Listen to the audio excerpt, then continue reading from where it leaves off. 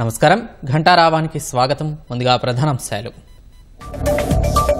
నదుల అనుసంధానం పోలవరంతోనే సాకారమన్న మంత్రి నిమ్మల. పట్టిసీమ నుంచి కృష్ణా డెల్టాకు నీరు విడుదల.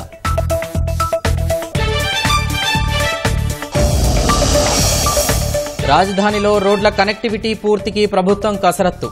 భూసేకరణ సమస్యను అధిగమించేలా ప్రణాళికలు.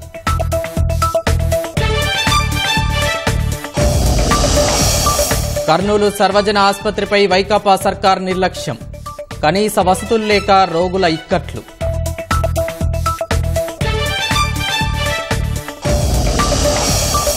ఆత్రా తొక్కిసలాట ఘటనపై ముమ్మర దర్యాప్తు. భోలే బాబా కోసం విస్తృతంగా గాలింపు.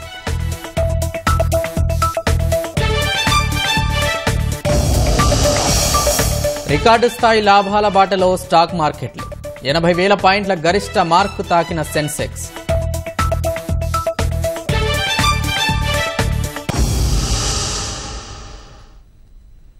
పోలవరం ప్రాజెక్టుతోనే నదుల అనుసంధానం సాకారమవుతుందని జలవనరుల శాఖ మంత్రి నిమ్మల రామానాయుడు అన్నారు. పట్టిసీమ ఎత్తిపోతల ద్వారా కృష్ణా డెల్టాకు నీటిని ఆయన విడుదల చేశారు. ఎత్తిపోతల వద్ద మోటార్లు, యంత్రాలకు పూజలు చేసిన మంత్రి నిమ్మల అనంతరం కృష్ణా డెల్టాకు సాగు, తాగునీటిని విడుదల చేశారు. ఎత్తిపోతల మోటార్లు ఆన్ చేసి పోలవరం కుడి కాల్వకు నీరు విడుదల చేశారు. 4, 5, 6 పంపుల ద్వారా 1050 క్యూసెక్కుల నీటిని ఆయన వదిలారు. ఛాయాచిత్ర ప్రదర్శన ద్వారా ఎత్తిపోతల పథకాన్ని మంత్రి పరిశీలించారు. అనంతరం తాటిపూడి జలాశయం నుంచి కూడా నీటిని మంత్రి నిమ్మల రామానాయుడు విడుదల చేశారు. ఈ కార్యక్రమంలో ఎమ్మెల్యేలు చిర్రి బాలరాజు, ధర్మరాజు, కలెక్టర్ వెట్రిసెల్వి పాల్గొన్నారు.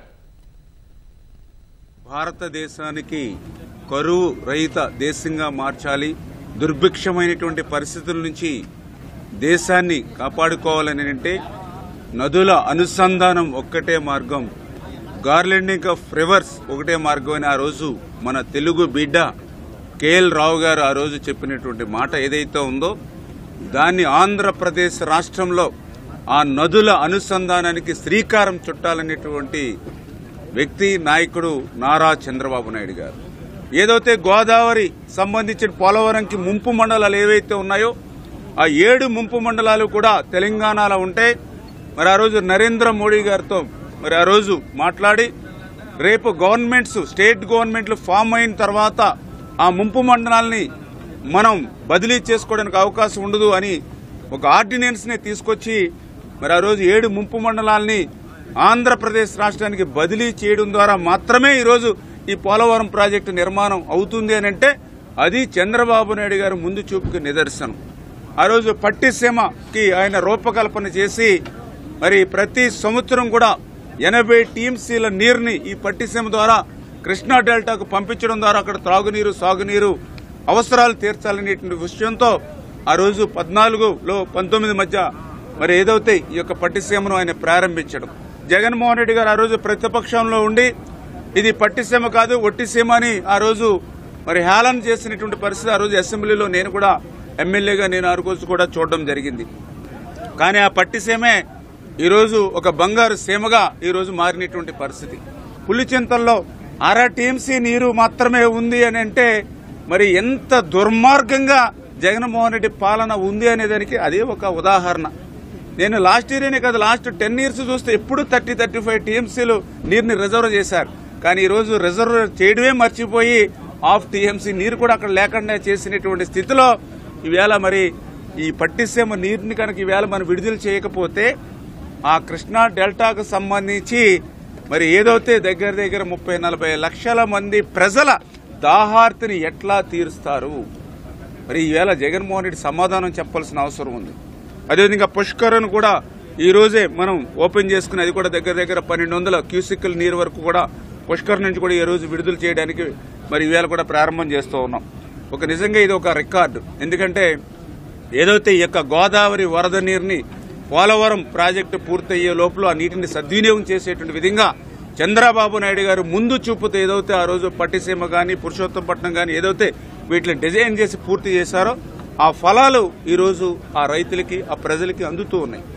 ఈవేళ ఒక్క చుక్క నీరు కూడా విడుదల కాకూడదని ఫ్లడ్ మేనేజ్మెంట్ ని కరెక్ట్ గా అసెస్ చేసి వాటర్ మేనేజ్మెంట్ పర్ఫెక్ట్ గా చేయడం ద్వారా ఈవేళ 4 ఎత్తిపోతలను కూడా ఒక్క రోజు మేము ప్రారంభిస్తున్నామనంటే ఇది ఈ ప్రభుత్వంకి ఉన్నటువంటి ముందు చూపు, సమర్థతకు, చంద్రబాబు నాయుడు గారికి ఉన్నటువంటి సమర్థతకు ఇది ఒక నిదర్శనం అనే విషయాన్ని మరి ఈ సందర్భంగా తెలియజేసుకుంటూ, గత 5 సంవత్సరాల జగన్ పాలనలో మొత్తం ఏదైతే ఈ సాగునీటి వ్యవస్థ ఏదైతే ఉందో, ఇరిగేషన్ ఏదైతే ఉందో మొత్తం అస్తవ్యస్తం. ఏదైతే పోలవరాన్ని ముంచేసిన వాడు, ఆ పోలవరాన్ని విధ్వంసం చేసిన వాడే ఈరోజు పోలవరం గురించి మీడియా ముందుకు వచ్చి మాట్లాడుతూ ఉన్నటువంటి సిగ్గుండాలని అడుగుతూ ఉన్నా ఈ యొక్క అమ్మటి రాంబాబుకి, జగన్మోహన్ రెడ్డికి సూటిగా ప్రశ్నిస్తూ ఉన్నాం. దేశీయ స్టాక్ మార్కెట్లు మరో మైలురాయిని చేరుకున్నాయి. లాభాల్లో కొనసాగుతున్న సెన్సెక్స్ తొలిసారి 80,000 మార్కును దాటి చరిత్ర సృష్టించింది. నిఫ్టీ సరికొత్త జీవితకాల గరిష్ట స్థాయిని తాకింది. క్రితం ముగింపు కంటే దాదాపు 600 పాయింట్ల ఎగువన ఉదయం 80,013 పాయింట్ల వద్ద ప్రారంభమై తొలిసారి 80,000 దాటింది. అదే జోరులో 80,074 పాయింట్ల గరిష్ట స్థాయిని నమోదు చేసింది. ప్రస్తుతం 500 పాయింట్ల లాభంతో 79,950 పాయింట్ల వద్ద సెన్సెక్స్ ట్రేడ్ అవుతోంది. జాతీయ స్టాక్ ఎక్స్చేంజ్ సూచీ నిఫ్టీ సైతం ఉదయం నుంచి లాభాల్లో కదలాడుతోంది. ఉదయం 24,291 పాయింట్ల వద్ద ప్రారంభమైన నిఫ్టీ 24,307 పాయింట్ల గరిష్ట స్థాయిని నమోదు చేసి సరికొత్త జీవితకాల గరిష్ట స్థాయిని అందుకుంది. ప్రస్తుతం 150 పాయింట్ల లాభంతో 24,250 పాయింట్ల ఎగువన నిఫ్టీ ట్రేడ్ అవుతోంది. హాత్రాస్ తొక్కిసలాట ఘటనలో మృతుల సంఖ్య 121కి చేరింది. ఈ ఘటనకు కారణమైన వారిపై పోలీసులు దృష్టి పెట్టారు. సత్సంగ్ నిర్వాహకులపై ఎఫ్ఐఆర్ నమోదు చేసిన పోలీసులు బోలేబాబా కోసం విస్తృతంగా గాలిస్తున్నారు. పోలీసులు వెతుకుతున్న నేపథ్యంలో బాబా అజ్ఞాతంలోకి వెళ్లిపోయారు. అనేక మంది ప్రాణాలు పోవడానికి కారణమైన వారిని వదిలేది లేదని యూపీ ముఖ్యమంత్రి యోగి ఆదిత్యనాథ్ ఇప్పటికే ప్రకటించారు. ఉత్తరప్రదేశ్లోని హాత్రాస్ తొక్కిసలాటలో మృతుల సంఖ్య 121కి పెరిగింది. వారిలో 19 మంది ఇంకా గుర్తించాల్సి ఉందని అధికారులు తెలిపారు. మరో 28 మంది గాయపడినట్లు ప్రకటించారు. అధికారులు చెబుతున్న వివరాల ప్రకారం అలీగఢ్లోని జవహర్లాల్ నెహ్రూ వైద్య కళాశాలలో 6, అలీగఢ్లోని దీన్ దయాల్ ఆసుపత్రిలో మరో 6 క్షతగాత్రులు చికిత్స పొందుతున్నారు. హాత్రాస్లోని బగ్లా ఆసుపత్రిలో 9 మందికి చికిత్స అందిస్తున్నారు. ఒకరికి ఆగ్రా ఎస్ఎన్ మెడికల్ కాలేజీలో, మరో 6కి ఎటా వైద్య కళాశాలలో వైద్యం అందిస్తున్నారు. మృతదేహాలను శవ పరీక్ష కోసం వేర్వేరు ఆసుపత్రులకు తరలించారు.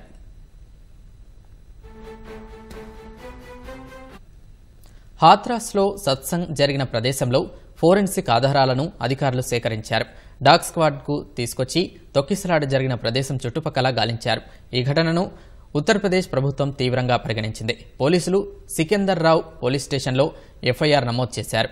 సత్సంగ్ నిర్వహించిన ముఖ్య సేవాదార్ దేవప్రకాష్, ఇతర నిర్వాహకులపై వివిధ సెక్షన్ల కింద కేసు పెట్టారు. బోలేబాబాను కూడా అరెస్ట్ చేస్తారని ప్రచారం జరుగుతోంది. బోలేబాబా కోసం పోలీసులు గాలింపు చేపట్టారు. ఘటన జరిగిన తర్వాత ఆయన ఆచూకీ లేకుండా పోయింది.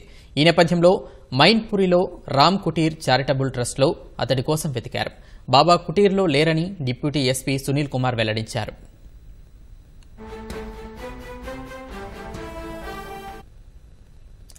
ఆప్తులను కోల్పోయిన వారు హాత్రాస్ ఆసుపత్రి వద్ద కన్నీరు మున్నీరవుతున్నారు. సత్సంగ్ ముగిసిన తర్వాత బాబా వెళ్లేటప్పుడు అందరూ ఒకేసారి రావడంతో తొక్కిసలాట జరిగిందని ప్రత్యక్ష సాక్షి ఒకరు చెప్పారు.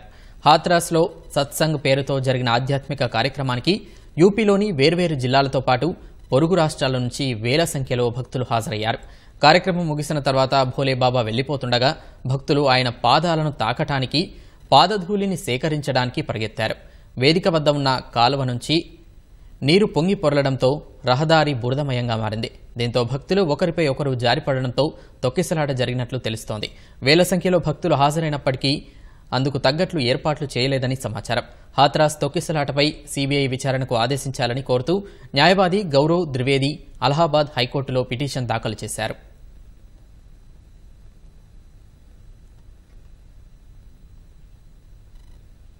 విశాఖ సిపిగా బాధ్యతలు చేపట్టిన శంఖభ్రత బాగ్చి పెందుర్తిలోని జేఎన్ఎన్ యూఆర్ఎం కాలనీలో పర్యటించారు. స్థానికులతో ముఖాముఖి నిర్వహించి సమస్యలను అడిగి తెలుసుకున్నారు. శాంతి భద్రతలకు సంబంధించి ఎలాంటి సమస్యలు ఎదురైనా తమను సంప్రదించాలన్నారు.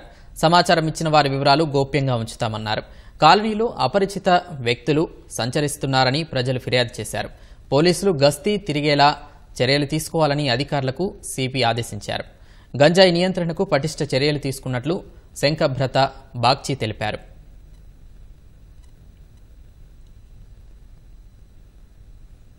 వైఎస్ఆర్ జిల్లా వల్లూరు మండలం తప్పెట్ల రైల్వే బ్రిడ్జి వద్ద ఏఎస్ఐ నాగార్జునరెడ్డి ఆత్మహత్య చేసుకున్నారు. కమలాపురం పోలీస్ స్టేషన్లో రాత్రి విధులు ముగించుకొని ఇంటికి వెళ్లే క్రమంలో ఘటనకు పాల్పడినట్లు పోలీసులు పేర్కొన్నారు.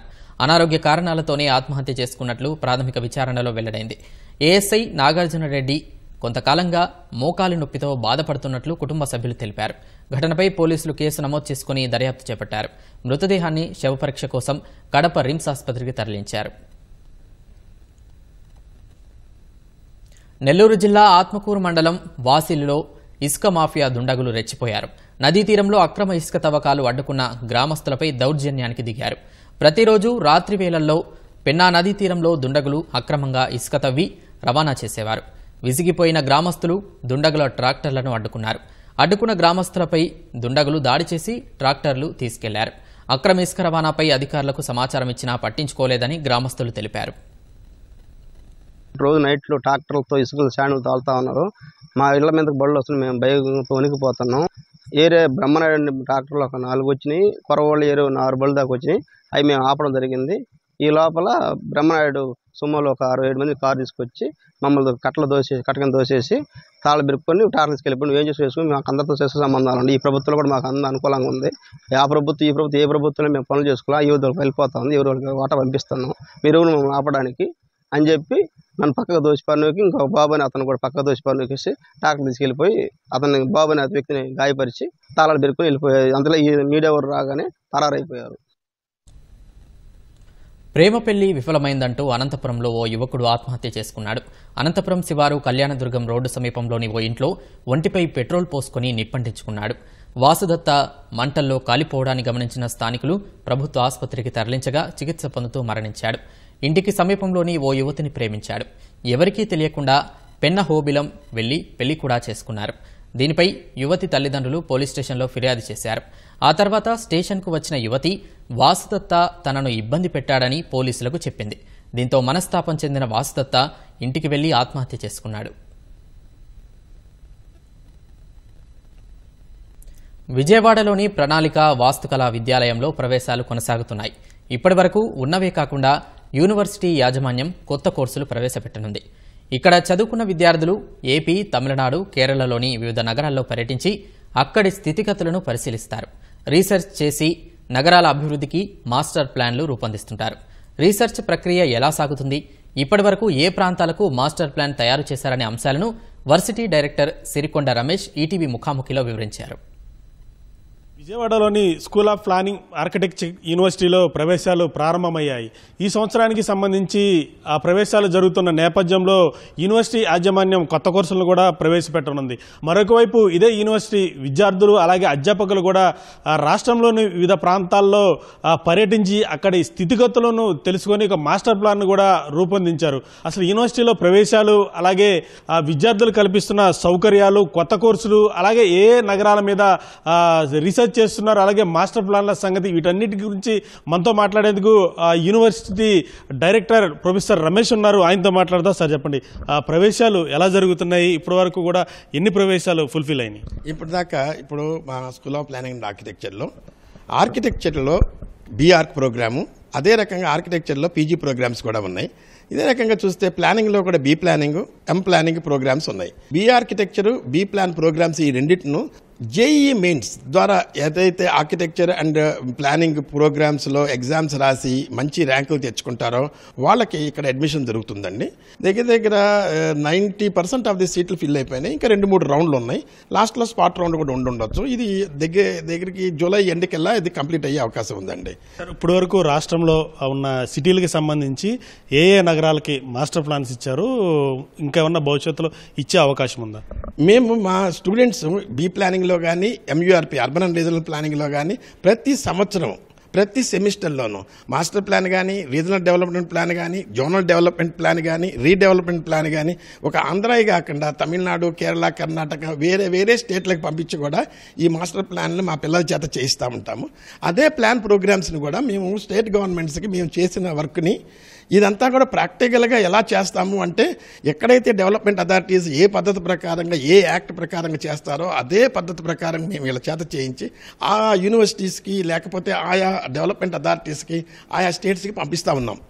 భీమవరం మాస్టర్ ప్లాన్ చేశాము, అది జిఐఎస్ బేస్డ్ మాస్టర్ ప్లాన్. అదే రకంగా ఏలూరు మాస్టర్ ప్లాన్ కూడా చేశాము. బిల్డింగ్ ఇంక్లూజివ్ సొసైటీస్ అని చెప్పి స్లమ్స్ ఏ విధంగా మనం అడ్రస్ చేయాలి, ఎలాంటి స్లమ్స్లో ఎలాంటి స్లమ్స్ మనకున్నాయి, వాళ్ళకి ఏ రకమైన ఫెసిలిటీస్ ఉన్నాయి, కొన్ని సైట్ ఇన్స్టిట్యూట్ కండిషన్స్ ప్రకారంగా అదే సైట్లో ఏ రకమైన మనం ప్రొవిజన్స్ ప్రపోజల్స్ మనం పెడితే వాళ్ళకి ఒక మంచి ఎన్వైరన్మెంట్ అవుతుంది అనేది కూడా బిన్నూకమ్ అనే ఒక ఇంటర్నేషనల్ యూరోపియన్ యూనియన్ ప్రాజెక్ట్ కూడా మేము చేశాము.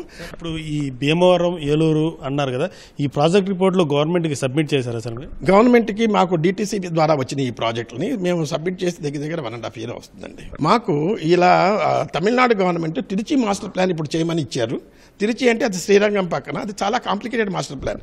ఒక పక్కన టెంపుల్ టూరిజం చూడాలి, సాలిడ్ వేస్ట్ మేనేజ్మెంట్ చూడాలి, సోషల్ ఇన్ఫ్రాస్ట్రక్చరు, జనరల్ ఇన్ఫ్రాస్ట్రక్చరు, ఇచ్చిన ప్రొజెక్షన్స్ ప్రకారం ఎంత పాపులేషన్ వచ్చే దాని ప్రకారం ఎకనామిక్ ప్లానింగ్ ఏ విధంగా ఉండాలి, ట్రాఫిక్ అండ్ ట్రాన్స్పోర్టేషన్ ప్లానింగ్ ఎలా ఉండాలి, ఇవన్నిటిని ఆలోచిస్తూ వాటి గురించి సర్వేస్ చేస్తూ master plan for coming 20 years ఏ విధంగా ఉండాలి అనే దాని ప్రకారంగా తిరుచి మాస్టర్ ప్లాన్ సగంలో ఉందండి, చేస్తా ఉన్నాం మేము. టీమ్ బేస్డ్ ఇన్స్టిట్యూట్స్ అని వస్తున్నాయండి. ఇప్పుడు మేము ఆంధ్రాలో లందియస్ట్ కోస్టల్ రీజియన్ ఉండటం వలన, ఇది హాట్ అండ్ హ్యూమిడ్ రీజియన్ అవటం వలన ఈ హాట్ అండ్ హ్యూమిడ్ రీజియన్ ప్రకారంగా బిల్డింగ్స్ కానీ నైబర్హుడ్స్ కానీ ఆ రకమైన రెసిడెన్షియల్ డిస్ట్రిక్ట్స్ కానీ ఇవన్నీ planning point of view, architectural point of view మనం అడ్రస్ చేసేటప్పుడు ఏ రకమైన ప్రికాషన్స్ మనం తీసుకోవాలి, ecologically the friendly environment, even green rating systems, green buildings ఇవన్నీ కూడా సమకూరుస్తూ ఆ యొక్క ఎన్వైరన్మెంట్ని ఏ విధంగా చేయాలి అనేది పిల్లలకి చెప్పడమే కాకుండా ఇలాంటి కన్సల్టెన్సీ ప్రాజెక్ట్స్ కూడా, రీసెర్చ్ ప్రాజెక్ట్స్ కూడా మా రీసెర్చ్ స్కాలర్స్ చేస్తున్నారు. మేము ఇంకా చేస్తూనే ఉన్నాం. ఇలాంటి ప్రాజెక్ట్స్ ఎన్నో చేస్తున్నామండి. ప్రధానంగా విజయవాడ నగరంలో జనాభా వాణిజ్యపరంగా కావచ్చు, జనాభా పరంగా కావచ్చు, రోజు రోజుకి పెరుగుతున్న నేపథ్యంలో సమస్యలు కూడా అలాగే ఉన్నాయి. ఈ విజయవాడ నగరానికి సంబంధించిన ప్లాన్ ఏమన్నా గతంలో చేశారా, లేకపోతే ఇప్పుడు ఏమన్నా మాస్టర్ ప్లాన్ చేసే అవకాశం ఉందా సార్? విజయవాడ మాస్టర్ ప్లాన్ చేయమని ఇస్తే మేము ఇవన్నీ ఇప్పుడు చెప్పిన వాటన్నిటి ప్రకారంగా బాగా క్లియర్గా socio economic study, local general catastrophic studies, ఆ తర్వాత solid waste management studies, rain water harvesting studies, ఎలా రెయిన్ వాటర్ ఎక్కడెక్కడ ఫ్లడ్స్ వస్తున్నాయి అనేది అర్థం చేసుకుంటూ దాన్ని మైక్రోజోనింగ్ అంటాము. ఇది terrain mapping, GS based terrain mapping చేసి ఫ్లడబుల్ ఏరియాస్ని ఏ విధంగా అడ్రస్ చేయాలి అనేది కొన్ని వర్క్స్ మేము ఎకడమిక్ లెవెల్లో చేస్తున్నాం. అది ఒకవేళ ప్రాజెక్ట్ రూపాన్ని కానీ రీసెర్చ్ ప్రాజెక్ట్ రూపాన్ని కానీ మనకు వస్తే ఇంకా డీటెయిల్డ్గా microzoning, micro level analysis with GS based latest టెక్నాలజీకి సంబంధించిన ఇన్నోవేషన్స్ వాడుకుంటూ సాఫ్ట్వేర్ బేస్డ్ సొల్యూషన్స్ ఇచ్చే అవకాశం కూడా ఉందండి.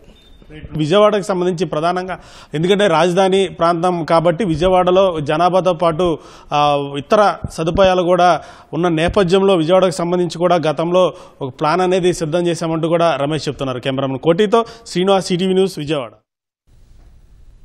సాధారణంగా పాఠశాలలో విద్యార్థుల సంఖ్యను బట్టి టీచర్లను నియమిస్తారు. కానీ ఆ బడిలో మాత్రం ఎంతమంది విద్యార్థులున్నారో అంతమంది గురువులున్నారు.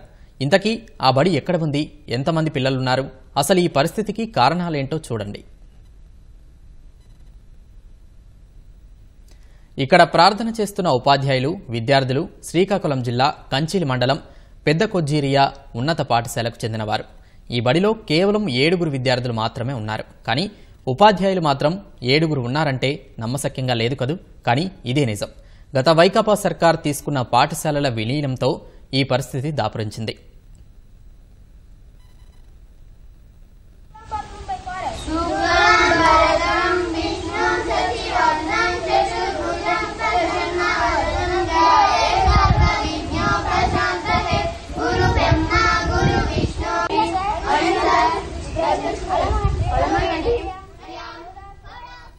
పాఠశాలల విలీనం నిర్ణయం కారణంగా 3 నుంచి 10వ తరగతి వరకు చదివే విద్యార్థులను ఇక్కడ కేటాయించారు. గతేడాది 22 మందితో పాఠశాలను నడిపారు. వారిలో 10వ తరగతి విద్యార్థులు 4 వెళ్లిపోగా 18 మంది మిగిలారు. ప్రస్తుత విద్యా సంవత్సరంలో 11 మంది టీసీలు తీసుకుని ప్రైవేట్ బడుల బాట పట్టారు. దీంతో కేవలం 7 పిల్లలు మాత్రమే మిగిలారు. వీరిలో 3వ తరగతిలో 1, 4వ తరగతిలో 2, 6వ తరగతిలో 1, 7వ తరగతిలో 3 మాత్రమే మిగిలారు. మా పెద్ద కొజ్జూరులో సుమారు 2001లో హై స్కూల్ తేవడం జరిగింది. అప్పటికి పిల్లలు 280 మనిషి ఉండేవాళ్ళు.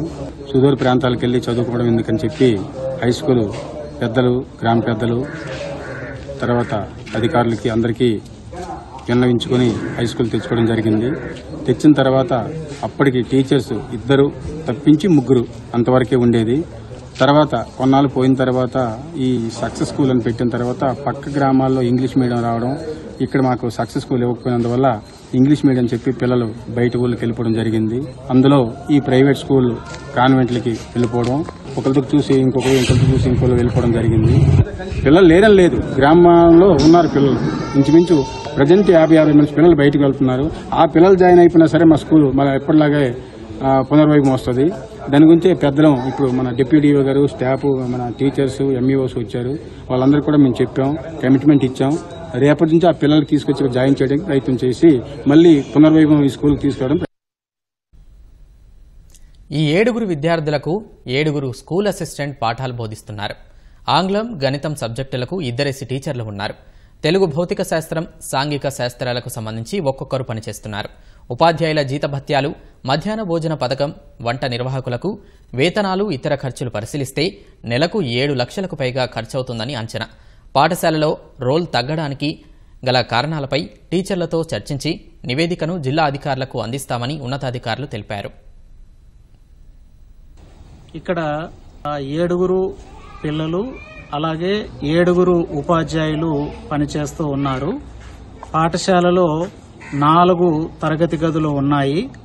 అలాగే ఇదే ప్రాంగణంలో ప్రాథమిక పాఠశాల కూడా నిర్వహింపబడుతూ ఉన్నది. 3 పిల్లలు చదువుతున్నారు, 1 టీచరు ఇక్కడ వర్కింగ్ లో ఉన్నారు. అయితే ఇక్కడ పిల్లల సంఖ్య తక్కువగా ఉంది కాబట్టి ఉపాధ్యాయులను వర్క్ అడ్జస్ట్మెంట్ క్రింద మేము వేరే ప్రాంతాల్లో చాలా పాఠశాలల్లో అక్కడక్కడ ఉపాధ్యాయుల కొరత అనేది ఉన్నది. మరి ఎక్కడైతే ఆ ఉపాధ్యాయుల కొరత ఉందో ఇక్కడ ఎక్సెస్ గా ఉన్నటువంటి ఉపాధ్యాయులను వర్క్ అడ్జస్ట్మెంట్ రూపంలో సర్దుబాటు చేయడానికి ఆ నివేదికను జిల్లా విద్యాశాఖాధికారి శ్రీకాకుళం వారికి నేను ఈరోజు సమర్పిస్తూ ఉన్నాను. ఇక్కడ టీచర్స్తో కూడా నేను సమావేశమయ్యాను.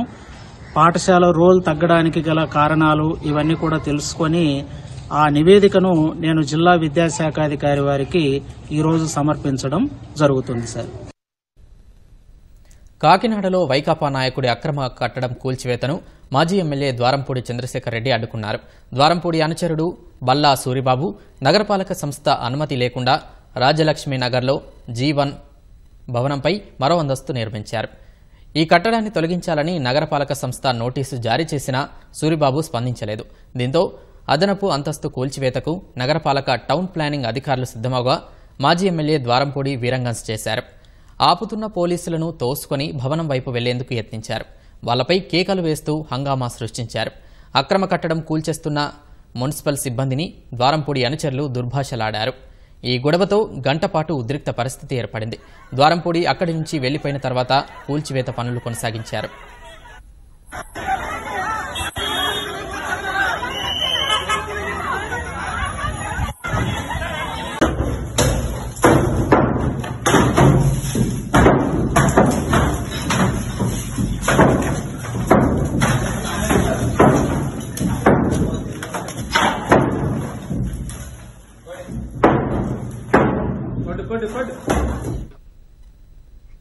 బెంగళూరులో కర్ణాటక ఉప ముఖ్యమంత్రి డీకే శివకుమార్తో పీసీసీ అధ్యక్షురాలు వైఎస్ షర్మిల సమావేశమయ్యారు.